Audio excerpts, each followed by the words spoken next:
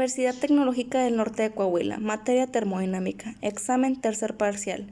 Docente, ingeniero José Roberto Barrón Ramos, alumna Briana Yamiret Rosa Ramírez, de la carrera Ingeniería en Sistemas Productivos, séptimo B. Aquí hablamos de la primera ley de la termodinámica para sistemas cerrados y abiertos, pues esta ley establece que el cambio de la energía total de un sistema cerrado viene dado por la suma del trabajo realizado sobre el sistema que tenemos y la transferencia de calor pues hacia o desde el sistema. Como vemos, esta es la fórmula que nos pone, que es cambio en la energía interna es igual al calor añadido al sistema menos trabajo efectuado por el sistema. La energía interna no se crea ni se destruye, solamente se transforma. ¿Qué no quiere decir esta primera ley? Pues que los joules podrían llamar o caer en la tentación de llamarlo al calor energía interna asociado con su temperatura. Podríamos entonces agregar calor a las energías potenciales y cinéticas de algún sistema y prácticamente pues llamarlo a esta suma la energía total. La energía total de la energía interna va tomada de la mano simplemente con la primera ley, que hace uso de sus conceptos claves, que es energía interna, calor y pues el trabajo realizado sobre un sistema, como ya lo he mencionado anteriormente. Así que por la energía interna tiene que ver prácticamente con todo lo que ocurre con los cuerpos o sistemas abiertos, pues de forma microscópicas, pequeñas o chiquitas. Esta energía pues tiene que ver prácticamente con la energía molecular de algún tipo de sistema. También se dice que todos los objetos tienen energía interna, dentro de ellos hay moléculas y movimientos idénticos que generan pues la energía. Aquí voy a poner un ejemplo que sería, aquí ponemos el ejemplo que es un café caliente, pues no se ve, ¿verdad? Que es un sistema, mientras que todo lo que lo rodea es el ambiente que tenemos.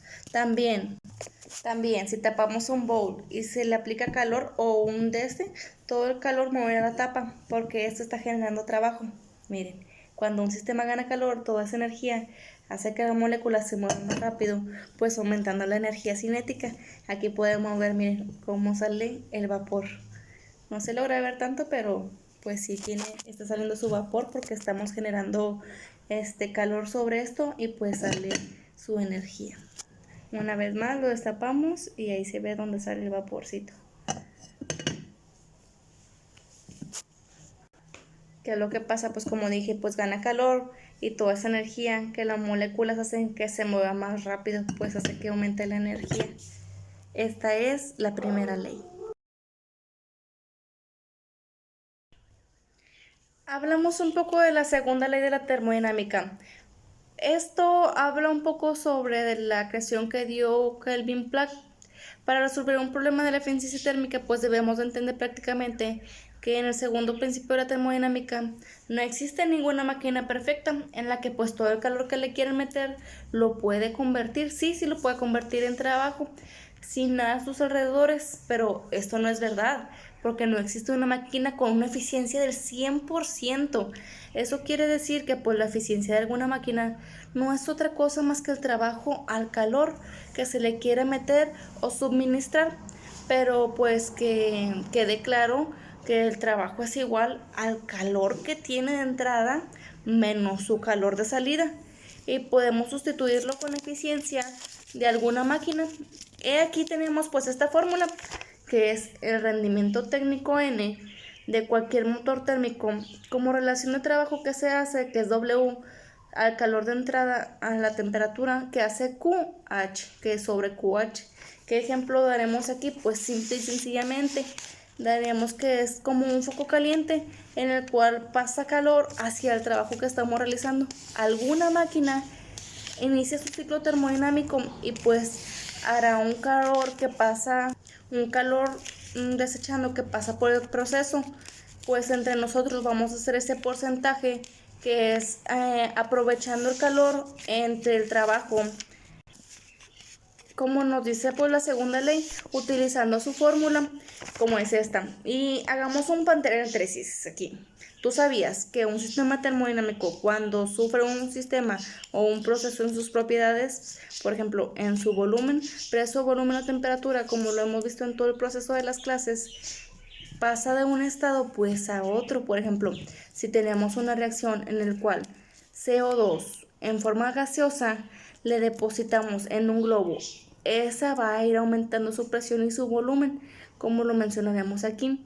Eso está formado por dos o más procesos y eso dice que su punto final o su punto inicial es el mismo o tiene el mismo valor de presión y su volumen. Entonces, aquí mostraré algunas imágenes de ese proyecto. En estas imágenes vemos cómo ponemos el agua en el globo y va aumentando su presión y su volumen, haciéndose más grande. Por último, tenemos los tipos de procesos termodinámicos. Empezamos con los isométricos. Estos se dice que se dan cuando la temperatura de todo un sistema permanece constante con respecto al tiempo, pero su presión y su volumen cambian. Un ejemplo sería, como vemos aquí, tenemos la evaporación del agua, porque tienen un cambio de temperatura que es constante. Entonces por aquí vemos que como el agua ya está hirviendo, pues prácticamente se va bajando porque tiene su fusión del agua. Después tenemos los isobáricos, que dice que su presión permanece constante, pero su volumen y su temperatura muchas de las veces varían. La mayoría de sus cambios físicos y químicos que tienen ocurren muchas veces. Un ejemplo de ello sería la ebullición del agua en un recipiente abierto. Como el recipiente está abierto, el proceso se efectúa a presión constante y en el punto de ebullición la temperatura del agua no aumenta con la del calor. En lugar de eso, hay un cambio de fase de agua que se hace vapor, como lo vemos ahí. Este tipo de remolinito pequeño es el vapor. Aquí vemos nuevamente su vapor. Aquí vemos que está saliendo el vaporcito.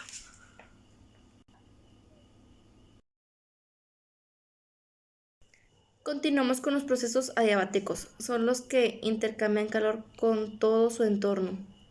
Estos pueden ser además su proceso reversible. También siempre cambia su presión y su volumen y la temperatura.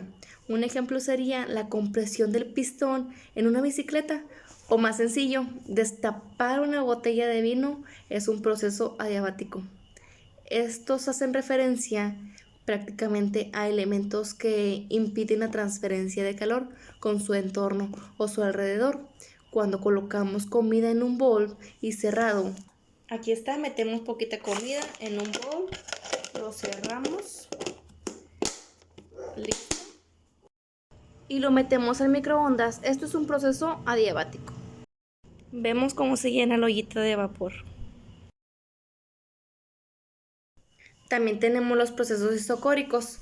Estos tienen su volumen constante, tienen un proceso de compresión por el cual el volumen del gas permanece constante, pero la temperatura y la presión de un gas son distintas, o sea, van variando. Un ejemplo sería utilizar una botella. Tenemos la botella, el popote y el agua caliente. El popote está aquí con la botella en el agua cerrada. Metemos aquí, el popote está con la botella cerrada, lo metemos en el agua caliente. ¿Qué va a suceder? Bueno, pues sucede que gracias a la presión que se generó por el calor del agua sobre el volumen de la botella y su presión aumentó, eso hace que el agua de la botella se eleve y pues después ponemos la botella en el agua fría. ¿Qué pasó aquí? La presión disminuyó. ¿Por qué? Porque lo sacamos de la reacción del agua caliente. Si vemos aquí, hasta el popote quedó chuequito por la presión del agua caliente. Después tenemos los politrípicos. Estos nos dicen que son procesos de expansión que llevan su transferencia de calor. Como lo hemos visto, esto ocurre pues en los gases, como una transferencia de energía con lo externo. Este proceso siempre obedece en su relación. Aquí su proceso pues nos dice, por lo que yo entiendo, es que es cerrado y abierto. Esta ecuación puede ser utilizada para los compartimentos de sólidos Estos principios termodinámicos nos dejan en claro que todos tienen como relación su presión, gases, volumen y temperatura, y además pues es un estado de equilibrio termodinámico, como cuando dicen que las variables principales de todo un sistema pues son invariables. Esto quiere decir que la presión, el volumen y pues su temperatura no experimentan y se manifiestan constantemente con el paso del tiempo en cada proceso.